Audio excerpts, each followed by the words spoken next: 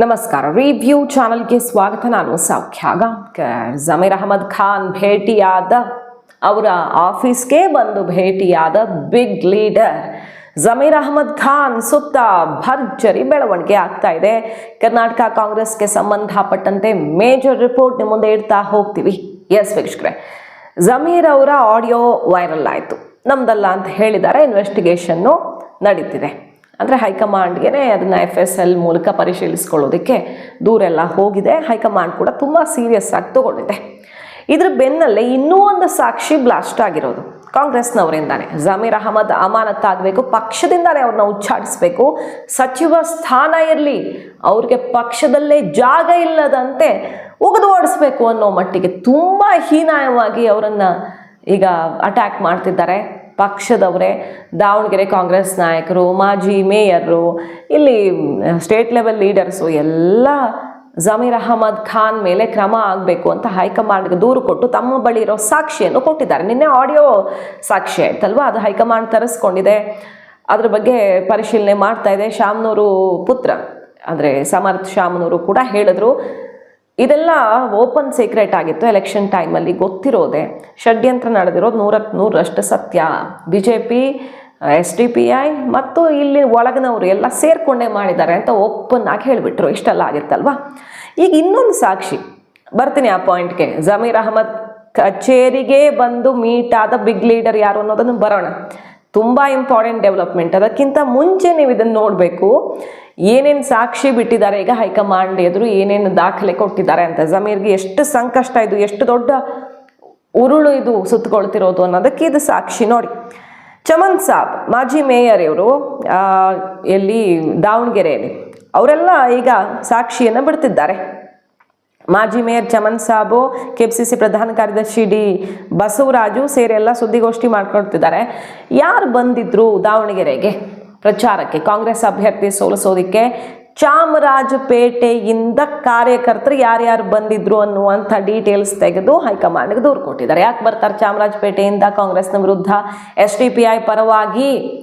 SDPI ಅಲ್ಲಿಂದ ಮಡಿಕೇರಿಯಿಂದ ದಾವಣಗೆರೆಗೆ ಬರೋದಕ್ಕೆ ದುಡ್ಡಿಲ್ಲದಿರುವಂಥ ವ್ಯಕ್ತಿ ಸಾವಿರಾರು ಕೋಟಿ ಮನೆಗೆ ಹೋಗಿ ಜನಕ್ಕೆ ದುಡ್ಡು ಹಂಚ್ತಾರೆ ಅಂದರೆ ಎಲ್ಲಿಂದ ಬಂತು ಅನ್ನೋ ಪ್ರಶ್ನೆ ಎತ್ತಿ ದೂರು ಕೊಟ್ಟಿದ್ದಾರೆ ಹೈಕಮಾಂಡ್ಗೆ. ತಮ್ಮ ಹತ್ರ ಇರುವಂಥ ಸಾಕ್ಷಿ, ಮಾಜಿ ಕಾರ್ಪೊರೇಟರ್ ಒಬ್ಬರು, ಕಾಂಗ್ರೆಸ್ನಿಂದ ಗೆದ್ದಿರುವ, ಕಾಂಗ್ರೆಸ್ ಬೆಂಬಲಿತ ಮಾಜಿ ಕಾರ್ಪೊರೇಟರ್ ಜಮೀರ್ ಆಪ್ತ ದಾವಣಗೆರೆಗೆ ಬಂದು ಕಾಂಗ್ರೆಸ್ ಕ್ಯಾಂಡಿಡೇಟ್ ವಿರುದ್ಧ ಕೆಲಸ ಮಾಡಿದ್ದಾರೆ ಅಂತ ಅವ್ರು ಹೇಳ್ತಿರೋದು.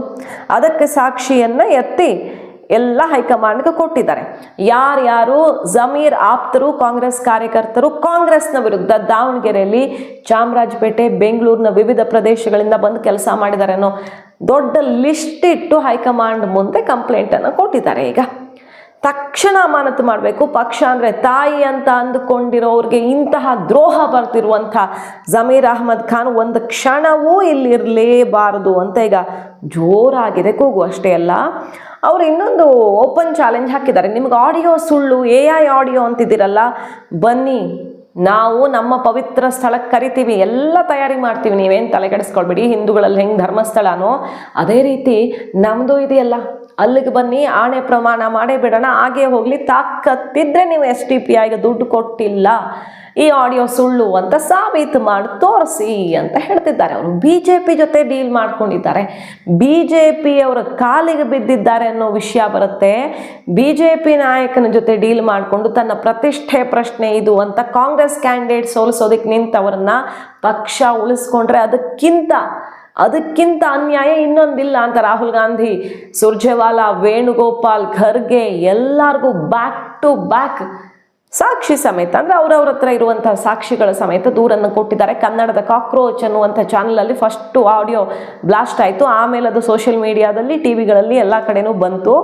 ಹಾಗಾಗಿ ಅದರ ಮೂಲನೂ ಇನ್ವೆಸ್ಟಿಗೇಷನ್ ಆಗಲಿ, ಪಕ್ಕ ಗೊತ್ತಾಗ್ಬಿಡುತ್ತಾಗ ಇದು ಒರಿಜಿನಲ್ಲೋ ಅಲ್ವೋ FSL ಕಂಡುಹಿಡಿಯುತ್ತೆ. ಅದನ್ನು ಕಂಡುಹಿಡಿಯೋದು ಸುಲಭ. ಎಲ್ಲ ಇನ್ವೆಸ್ಟಿಗೇಷನ್ ಆಗ್ಬಿಡ್ಲಿ, ಜಮೀರ್ ಅಹಮದ್ ಖಾನ್ ತಲೆದಂಡ ಆಗಲೇಬೇಕು ಅಂತ ಪಟ್ಟು ಹಿಡಿದಿದ್ದಾರೆ. ಅಷ್ಟು ಒತ್ತಡ ಜಮೀರ್ ತಲೆದಂಡಕ್ಕೆ ಈಗ ಎದ್ದಿದೆ. ರಾಜ್ಯವ್ಯಾಪಿ ಕಾಂಗ್ರೆಸ್ಸಿಗರು, ಮುಸ್ಲಿಂ ನಾಯಕರು ಎಲ್ಲರೂ, ಏನು ಮುಸ್ಲಿಂ ಲೀಡರ್ಸ್ ಬೇರೆ ಇಲ್ವೇ ಇಲ್ಲ, ಜಮೀರ್ ಬಿಟ್ರೆ ಪಕ್ಷ ಮುಳುಗೋಗುತ್ತೆ, ಅಲ್ಪಸಂಖ್ಯಾತರ ಕೈ ಬಿಡ್ತಾರೆ ಅಂತ ಯಾಕೆ ಅನ್ಕೊಳ್ಬೇಕು? ಅಲ್ಪಸಂಖ್ಯಾತರ ಪರವಾಗಿ, ಮುಸ್ಲಿಮರ ಪರವಾಗಿ ನಿಜವಾಗಿ ಈ ಮುಸ್ಲಿಂ ಪಕ್ಷಗಳು ಕೆಲಸ ಮಾಡ್ತಿಲ್ಲ ಅಂತ ಅವ್ರು ಹೇಳ್ತಿರೋದು.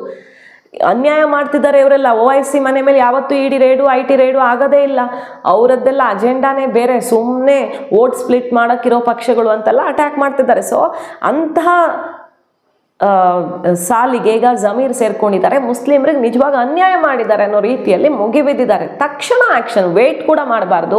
ಹೇಗೆ ರಾಜಣ್ಣ ಅವ್ರನ್ನ ಸಾಕಿಮ್ ಅಂತ ಒಂದು ಲೈನಲ್ಲಿ ಹೇಳಿ ಮುಗಿಸಿದ್ರು ರಾಹುಲ್ ಗಾಂಧಿಯವರು, ಅಷ್ಟು ಸಣ್ಣ ಮಿಸ್ಟೇಕ್ಗೆ ಈಗ ಇದು ದೊಡ್ಡ ಮಿಸ್ಟೇಕ್ ಆಗಿದೆ. ಮತ್ತು ಈ ಮಿಸ್ಟೇಕ್ ಮಾಡಿ ಸಿಕ್ಕಾಕೊಂಡಿರೋ ಬೇರೆಯವರನ್ನ ಕಿತ್ತು ಬಿಸಾಕಿದ್ದಾರೆ ಪಕ್ಷದಿಂದ. ಅಂಥದ್ರಲ್ಲಿ ಇದರ ಸೂತ್ರಧಾರ ಜಮೀರ್ ಅಹಮದ್ ಖಾನ್ ಅನ್ನೋದು ಸಾಬೀತಾದರೆ ಸಹಜವಾಗಿ ಅವರನ್ನು ಪಕ್ಷದಿಂದಲೇ ಕಿಕ್ಔಟ್ ಮಾಡಬೇಕಾಗತ್ತೆ ಅನ್ನುವಂಥ ಒತ್ತಡ ಸಿಕ್ಕಾಪಟ್ಟೆ ಬರ್ತಿದೆ ಜಮೀರ್ ವಿರುದ್ಧ. ಸಚಿವ ಸಂಪುಟದಲ್ಲಿ ಸ್ಥಾನ ಪಡ್ಕೊಳ್ಳೋಕೆ ಪ್ರಯತ್ನ ಮಾಡ್ತಿರೋ ಜಮೀರ್ಗೆ ಅತಿ ದೊಡ್ಡ ಆಘಾತ ಎದುರಾಗಿದೆ ಆಡಿಯೋ ಬ್ಲಾಸ್ಟ್ ಬಳಿಕ ಅಲ್ವಾ. ಇದರ ಬೆನ್ನಲ್ಲೇ ಜಮೀರ್ ಅಹಮದ್ ಖಾನ್ ಅವರ ಸರ್ಕಾರಿ ನಿವಾಸಕ್ಕೆ ಆಗಮಿಸಿದ ಬಿಗ್ ಲೀಡರ್. ಅವ್ರು ಯಾರು, ಯಾಕೆ ಬಂದಿದ್ದಾರೆ, ರಾಜ್ಯ ರಾಜಕಾರಣದ ಲೆಕ್ಕಾಚಾರ, ಗೇಮ್ ಪ್ಲಾನ್ ಎಷ್ಟು ಕುತೂಹಲಕಾರಿಯಾಗಿದೆ ಅನ್ನೋದನ್ನು ಹೇಳ್ತಾ ಹೋಗ್ತೀವಿ. ನೀವು ನಮ್ಮ ಚಾನಲ್ಗೆ ಹೊಸ ವೀಕ್ಷಕರಾಗಿದ್ದರೆ ಮಿಸ್ ಮಾಡದೆ ನಮ್ಮ ಚಾನಲ್ನ ಸಬ್ಸ್ಕ್ರೈಬ್ ಮಾಡಿ, ಬೆಲ್ ಬಟನ್ ಕ್ಲಿಕ್ ಮಾಡಿ. ನಮ್ಮ ಎಲ್ಲ ವೀಡಿಯೋಸ್ ಅಪ್ಡೇಟ್ಸ್ ನಿಮ್ಮನ್ನು ಟೈಮ್ಗೆ ತಲುಪ್ತಾ ಇರುತ್ತೆ. ಎಸ್ ವೀಕ್ಷಕರೇ, DK ಸುರೇಶ್ ಅವರು ಬಂದಿದ್ದಾರೆ ಜಮೀರ್ ಅಹಮದ್ ಖಾನ್ ನಿವಾಸಕ್ಕೆ. DK ಸುರೇಶ್ ಅವ್ರ ಮನೆಗೆ ಹೋಗಿಲ್ಲ ಜಮೀರ್ ನಿವಾಸಕ್ಕೇನೆ, ಅಂದರೆ ಸರ್ಕಾರಿ ನಿವಾಸಕ್ಕೆ DK ಸುರೇಶ್ ಅವರು ಬಂದಿದ್ದಾರೆ. ಇದೇ ಅಲ್ವಾ ಭಾರಿ ಟ್ವಿಸ್ಟ್ ಅಂದರೆ.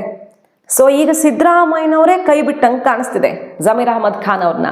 ಸಿದ್ದರಾಮಯ್ಯನವ್ರಿಗೆ ತೀರ್ಮಾನ ತಿಳಿಸಿದ್ದಾರೆ ಅನ್ನೋದು ಗೊತ್ತಾಗ್ತಿದೆ. ಜಮೀರ್ ಅವರು ಕೇರಳದಲ್ಲಿ ನಾನು ಹೆಂಗೆ ಕೆಲಸ ಮಾಡಿದ್ದೀನಿ, 22 ಕ್ಷೇತ್ರಗಳಲ್ಲಿ ಕಾಂಗ್ರೆಸ್ ಗೆಲ್ಲೋದಕ್ಕೆ ಜಮೀರ್ ಅವರ ಡೈರೆಕ್ಟ್ ಕಾಂಟ್ರಿಬ್ಯೂಷನ್ ಇದೆ ಅಂತ ಹೇಳಲಾಗ್ತಿದೆ.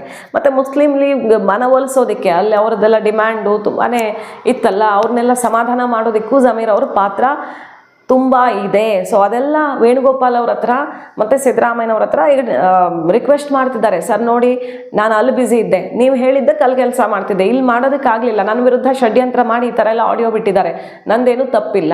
ಕೇರಳದಲ್ಲಿ ನಾನು ಹೆಂಗೆ ಕೆಲಸ ಮಾಡಿದ್ದೀನಿ ಗೊತ್ತು, ಬೇರೆ ಬೇರೆ ಚುನಾವಣೆಗಳಲ್ಲಿ ಹೆಂಗೆ ಕೆಲಸ ಮಾಡಿದ್ದೀನಿ ಗೊತ್ತು. ಸೊ ನನಗೆ ಆಶೀರ್ವಾದ ಮಾಡಿ ಸಚಿವ ಸ್ಥಾನ ಕೊಡಿಸ್ಕೊಡಿ ಅಂತ ಸಿದ್ದರಾಮಯ್ಯನವ್ರಿಗೆ ಹೇಳಿದ್ದಾರೆ. ಇಲ್ಲವಾದಲ್ಲಿ ಸಿದ್ದರಾಮಯ್ಯನವ್ರು ತನ್ನ ಪರವಾಗಿ ಪ್ರಯತ್ನ ಮಾಡಿಲ್ಲ, ಹೈಕಮಾಂಡ್ ಇದನ್ನು ಪರಿಗಣಿಸಿಲ್ಲ ಅಂದರೆ ಮಾತ್ರ ತಕ್ಷಣ ಇವತ್ತು ನಾಳೆ ನಿರ್ಧಾರ ಆಗುತ್ತೆ. ಫಸ್ಟ್ ಲಿಸ್ಟು ಯಾರ್ಯಾರು ಮಿನಿಸ್ಟರ್ ಆಗ್ತಾರೆ DK ಜೊತೆ ಬುಧವಾರ ಪ್ರಮಾಣ ವಚನ ತಗೊಳ್ಳೋರು ಅನ್ನೋ ಲಿಸ್ಟೆಲ್ಲ ರೆಡಿ ಆಯ್ತು. ಈಗ ಆ ಲಿಸ್ಟಲ್ಲಿ ಜಮೀರ್ ಹೆಸರು ಇಲ್ಲ ಅಂದರೆ ಜಮೀರ್ ಅಹಮದ್ ಖಾನ್ ಹೈಕಮಾಂಡಿಂದ ಏನು ಮೆಸೇಜ್ ಸಿಗುತ್ತೋ ಅದಕ್ಕೆ ಕಾಯ್ತಿದ್ದಾರೆ. ಇವತ್ತು ನಾಳೆ ಅಷ್ಟೊತ್ತಿಗೆ ಕ್ಲಿಯರ್ ಆಗುತ್ತೆ. ಅಟ್ಲೀಸ್ಟ್ ಫಸ್ಟ್ ಲಿಸ್ಟಲ್ಲಿ ಇಲ್ಲ ಅಂದ್ರೂ ಸೇರಿಸ್ಕೊಳ್ತೀವಿ ಅಂತ ಹೈಕಮಾಂಡ್ ಹೇಳಿದರೆ ಕಾಯಬಹುದು ಒಂದು ವಾರ. ಹೌದು, ಇಲ್ಲವಾದಲ್ಲಿ ತನ್ನ ದಾರಿಯನ್ನು ತಾನು ನೋಡ್ಕೊಳ್ತೀನಿ ಅನ್ನುವ ಸಂದೇಶವನ್ನು ಜಮೀರ್ ಅವರು ಕೊಟ್ಟೇ ಬಿಟ್ಟಿದ್ದಾರೆ. ಅಲ್ಲಿಗೆ ಏನು ಬೇಕಾದರೂ ಆಗ್ಬೋದು. ಜಮೀರ್ ಅವ್ರ ತೀರ್ಮಾನ, ಅವ್ರಿಗೇನು ಬಲ ಕಡಿಮೆ ಇಲ್ಲ. ಕಾಂಗ್ರೆಸ್ಸಿಂದ ಹೊರಗಡೆ ಬಿದ್ದರೂ ಕೂಡ ಅದು ಫ್ಯಾಕ್ಟು, ಜಮೀರ್ ಅವ್ರಿಗೆ ದೊಡ್ಡ ಬಲ ಇದೆ ರಾಜಕೀಯವಾಗಿ. ಕಮ್ಯುನಿಟಿ ಅವ್ರನ್ನ ಕೈ ಬಿಡಲ್ಲ ಅನ್ನೋದು ಅವ್ರಿಗೆ ನಂಬಿಕೆ. ಹಾಗಾಗಿ ದೊಡ್ಡ ಸ್ಟೆಪ್ ತಗೊಳ್ಳೋಕ್ಕೆ ರೆಡಿ ಇದ್ದಾರೆ. ಸೊ ನೋಡಿ, ನನ್ನನ್ನು ಇರಿಸ್ಕೊಳ್ತಿರೋ ಬಿಡ್ತಿರೋ ನಿಮ್ಮ ಆಯ್ಕೆ ಅನ್ನೋ ತನಕ ಹೈಕಮಾಂಡ್ಗೆ ಕೊಟ್ಟೇ ಬಿಟ್ಟಿದ್ದಾರೆ. ಈ ಹೊತ್ತಲ್ಲಿ DK ಸುರೇಶ್ ಅವರೇ ಹುಡುಕೊಂಡು ಬರ್ತಾರೆ ಅಂದರೆ ಅಲ್ಲೇ ಇರೋದು ಕುತೂಹಲ. ಆಡಿಯೋ ಬ್ಲಾಸ್ಟ್ ಆಯಿತು. ಜಮೀರ್ ಅವ್ರನ್ನ ಸಿದ್ದರಾಮಯ್ಯನವರು ಕೂಡ ವಹಿಸ್ಕೊಳ್ಳೋ ಪರಿಸ್ಥಿತಿಲಿಲ್ಲ. ಅವರು ಸಂಕಷ್ಟದಲ್ಲಿ ಸಿಕ್ಕಾಕೊಂಡ್ರು, ಪಕ್ಷದ್ರೋಹ ಮಾಡಿದ್ದಾರೆ ಅನ್ನೋದೇ. ಆದರೆ ಹೆಂಗೆ ವಹಿಸ್ಕೊಳ್ಳೋಕ್ಕಾಗತ್ತೆ ಅಲ್ವ? ಅದು ನಿಜಾನೇ ಆಗಿದ್ರೆ ನಿಜ ಅಂತ ಪಕ್ಷದವರೇ ಹೇಳ್ತಿದ್ದಾರೆ. ವಹಿಸ್ಕೊಳ್ಳೋಕ್ಕಾಗ್ತಿಲ್ಲ ಜಮೀರ್ ಅವರ ಪರವಾಗಿ ಈಗ. ಸೊ ಸಿದ್ದರಾಮಯ್ಯನವರು ನಿಮ್ಮನ್ನು ಕೈ ಬಿಟ್ಟಾಗ ನಾವು ಕಾಪಾಡ್ತೀವಿ, ನಮ್ಮ ಜೊತೆಗೆ ನಿಲ್ತೀರಾ, ಇದು DK ಕೊಡ್ತಿರುವ ಬಿಗ್ ಆಫರ. ಇಷ್ಟೆಲ್ಲದರ ನಡುವೆಯೂ DK ಜಮೀರ್ ಅವ್ರನ್ನ ಸೇಫ್ ಮಾಡಿಕೊಂಡ್ರೆ, ಅವರನ್ನು ಸೇವ್ ಮಾಡಿ ಅವ್ರನ್ನ ಕ್ಯಾಬಿನೆಟಲ್ಲಿ, ತನ್ನ ಕ್ಯಾಬಿನೆಟಲ್ಲಿ ಉಳಿಸ್ಕೊಂಡ್ರೆ ಜಮೀರ್ ಅನ್ನೋರು DKಗೆ ಎಂಥ ಅಸೆಟ್ ಆಗ್ತಾರೆ ಅದನ್ನು ಹೇಳೋಕ್ಕೆ ಸಾಧ್ಯ ಇಲ್ಲ. ಕ್ಯಾಂಪ್ ಚೇಂಜ್ ಮಾಡ್ತಾರೆ ಈಗ ಜಮೀರ್ ಅಹಮದ್ ಖಾನ್, ಡೌಟೇ ಇಲ್ಲ. ಇದಾಗ್ಬಿಟ್ರೆ ಜಮೀರ್ ಅವರು ತನ್ನನ್ನು ತುಂಬ ಕಷ್ಟ ಕಾಲದಲ್ಲಿ ಸೇವ್ ಮಾಡಿದಂತಹ DK ಶಿವಕುಮಾರ್ಗೆ ತುಂಬಾ ಲಾಯಲ್ ಆಗಿರಬೇಕಾಗತ್ತೆ. DKನೇ ಷಡ್ಯಂತ್ರ ಮಾಡಿದ್ರ, ಅದು ಇದು ಆರೋಪಗಳು ಅದೆಲ್ಲ ಸಹಜವಾಗಿ ಏನೇ ಇರಬಹುದು. ಬಟ್ ಅಲ್ಟಿಮೇಟ್ಲಿ ಯಾರು ಸೇವ್ ಮಾಡಿದ್ರು, ಯಾರು ತನ್ನನ್ನು ರಾಜಕೀಯವಾಗಿ ಉಳಿಸಿದ್ರು ಅನ್ನೋದೇ ಬರುತ್ತಲ್ವ. ಹಾಗಾಗಿ ಈಗ ಡಿ ಕೆ ಸುರೇಶ್ ಅವರು ಜಮೀರ್ ಅವ್ರ ಜೊತೆಗೆ ಏನು ಮಾತಾಡಕ್ಕೆ ಬಂದಿದ್ದಾರೆ, ಯಾಕಂದರೆ ಏನು ತೀರ್ಮಾನ ತಗೊಳ್ಳೋದು ಹೈಕಮಾಂಡು. ಡಿ ಕೆ ಸುರೇಶ್ ಅವರು ಜಮೀರ್ ಅವರು ಮಾತಾಡೋದ್ರಿಂದ ಏನೂ ಆಗಲ್ಲ, ಬೇರೆ ಏನೂ ಆಗಲ್ಲ ಅಲ್ವಾ. ಸೊ ಇದೇ ಏನೋ ಒಂದು ದೊಡ್ಡ ಲೆಕ್ಕಾಚಾರದಲ್ಲಿ D K brothers game plan ಶುರು ಮಾಡೇ ಬಿಟ್ರ. ಆಡಿಯೋ ಬ್ಲಾಸ್ಟ್ ಆಗುತ್ತೆ, ಯಾವ ಟೈಮಲ್ಲಿ ಸಂಪುಟ ರಚನೆ ಆಗೋ ಟೈಮಲ್ಲಿ ಬ್ಲಾಸ್ಟ್ ಆಯಿತು, ಸಂಕಷ್ಟ ಎದುರಾಯಿತು. ಈಗ ಸಂಧಾನವ ಡಿ ಕೆ ಶಿವಕುಮಾರ್ ಅವ್ರಿಗೆ ಜಮೀರ್ ಬಲ ಸಿಕ್ಕಿಬಿಟ್ರೆ 28ರ ಚುನಾವಣೆ ದೊಡ್ಡ ಮಟ್ಟದಲ್ಲಿ ಡಿ ಕೆ ಶಿವಕುಮಾರ್ ಅವ್ರಿಗೆ ಗೇನ್ ಆಗತ್ತೆ. ಅಲ್ಪಸಂಖ್ಯಾತರ ವೋಟ್ ಬ್ಯಾಂಕು ಈಗ ನಂಬರ್ 1 ಜಾತಿ ಮರುಗಣತಿ ಸಲ್ಲಿಕೆ ಆಯ್ತಲ್ಲ, ಅದರಲ್ಲಿ 80 ಲಕ್ಷ ಮುಸಲ್ಮಾನರು, 50-60 ಕ್ಷೇತ್ರಗಳಲ್ಲಿ ಅತ್ಯಂತ ನಿರ್ಣಾಯಕ ಮುಸ್ಲಿಂ ವೋಟ್ ಬ್ಯಾಂಕು, ಅದೆಲ್ಲ ಜಮೀರ್ ಅವರು ಪಕ್ಕಾ ಮಾಡಿಕೊಟ್ಬಿಟ್ರೆ ಡಿ ಕೆ ಸಂಪೂರ್ಣವಾಗಿ ಪಕ್ಷದ ಮೇಲೆ ಹಿಡಿತ ಸಾಧಿಸೋದಕ್ಕೆ, ಕ್ಷೇತ್ರಗಳನ್ನು ಗೆದ್ದುಕೊಳ್ಳೋದಕ್ಕೆ ಅನುಕೂಲ ಆಗುತ್ತೆ. ಸೊ ಜಮೀರ್ ಅವರನ್ನು ಸೆಳೆಯುವಲ್ಲಿ ಯಶಸ್ವಿಯಾದ್ರ ಡಿ ಕೆ ಶಿವಕುಮಾರ್ ಈ ಬೆಳವಣಿಗೆಯಲ್ಲಿ ಅಂತ ಅನಿಸ್ತಿದೆ.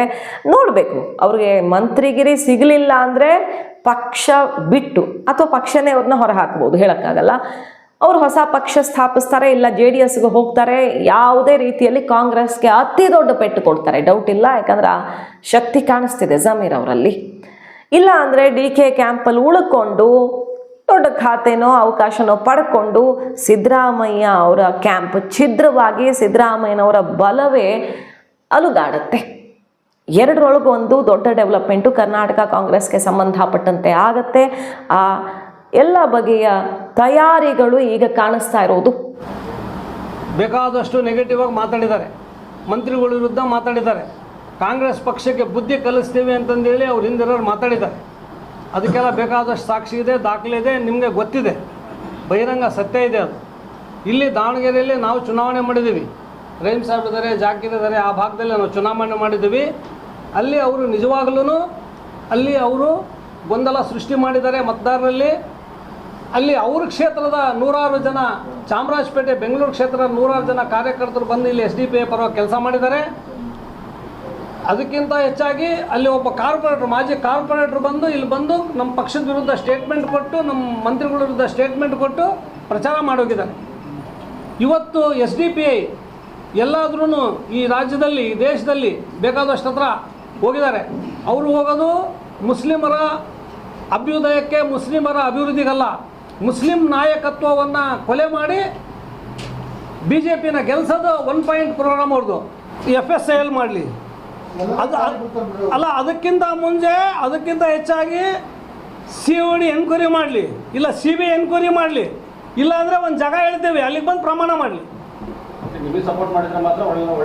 ಹಂಗಲ್ಲ ರೀ, ನಾವು ನಿಷ್ಠಾವಂತರು, ಪಕ್ಷ ನಮ್ಮದು ಮಾಡ್ತಾರೆ, ಪಕ್ಷ ಹಾಳು ಮಾಡ್ತಾರೆ, ಪಕ್ಷ ಸರ್ವನಾಶ ಮಾಡ್ತಾರೆ. ಇಂಥವ್ರಿಗೆ ಪಕ್ಷಕ್ಕೆ ಯಾವುದೇ ಕಾರಣಕ್ಕೂ ಇಂಥವ್ರಿಗೆ ಪಕ್ಷದಲ್ಲಿ ಇಟ್ಕೋಬೇಡ್ರಿ, ತೆಗೀರಿ. ಹೊಸ ನಾಯಕರು ಬೇಕಾದಷ್ಟು ಜನ ಇದ್ದಾರೆ. ನೋಡೋಣ, ಕಾದ್ ನೋಡೋಣ. ಭರ್ಜರಿ ಮೀಟಿಂಗ್ ಆಗ್ತಿದೆ ಡೆಲ್ಲಿ ಲೆವೆಲಲ್ಲಿ. ಸಿದ್ದರಾಮಯ್ಯನವರು, ಡಿ ಕೆ ಶಿವಕುಮಾರ್ ಅವರು, ಖರ್ಗೆ ಅವರು, ರಾಹುಲ್ ಗಾಂಧಿ ಅವರು ಎಲ್ಲ ಮಂತ್ರಿಗಳ ಹೆಸರನ್ನು ಫೈನಲ್ ಮಾಡ್ತಿದ್ದಾರೆ. 12 ಜನ ಪ್ರಮಾಣ ವಚನ ತಗೊಳ್ಳೋರ್ದೆಲ್ಲ ಆಲ್ಮೋಸ್ಟ್ ಅಂತಿಮ ಆಗಿದೆ. 6 ಜನರ ಹೆಸರು ಫೈನಲ್ಲು, ಇನ್ನು 6 ಜನರದ್ದು ಕೂಡ ಆಲ್ಮೋಸ್ಟ್ ಇವತ್ತು ಮಧ್ಯಾಹ್ನದಷ್ಟೊತ್ತಿಗೆ ಫೈನಲ್ ಆಗುತ್ತೆ. ಸಿದ್ದು ಕ್ಯಾಂಪಲ್ಲಿ ಇದ್ದವರು, ಸೀನಿಯರ್ಸು, ಅವ್ರ ಹೆಸರೆಲ್ಲ ಫೈನಲ್ ಮಾಡ್ತಿದ್ದಾರೆ. ಉಳಿದವ್ರದ್ದೆಲ್ಲ ಆಮೇಲೆ 2ನೇ ಹಂತದಲ್ಲಿ ಜೂನಿಯರ್ಸ್ದೆಲ್ಲ ಡಿ ಕೆ ಶಿವಕುಮಾರ್ ಅವರು ಮಾಡ್ಕೊಳ್ತಾರೆ. ಹಾಗಾಗಿ ಈಗ ರಾಜ್ಯ ರಾಜಕಾರಣದ ದಿಕ್ಕು ದೆಸೆ ಬದಲಿಸ್ತಾ ಇದೆ ಈ ಸಮೀಕರಣ. ಮಾಹಿತಿ ಇಷ್ಟ ಆಗಿದ್ರೆ ಮಿಸ್ ಮಾಡದೆ ನಮ್ಮ ಚಾನಲ್ನ ಸಬ್ಸ್ಕ್ರೈಬ್ ಮಾಡಿ, ನಿಮ್ಮ ಅಭಿಪ್ರಾಯ ಕಮೆಂಟ್ ಮಾಡಿ ತಿಳಿಸಿ. Thank you.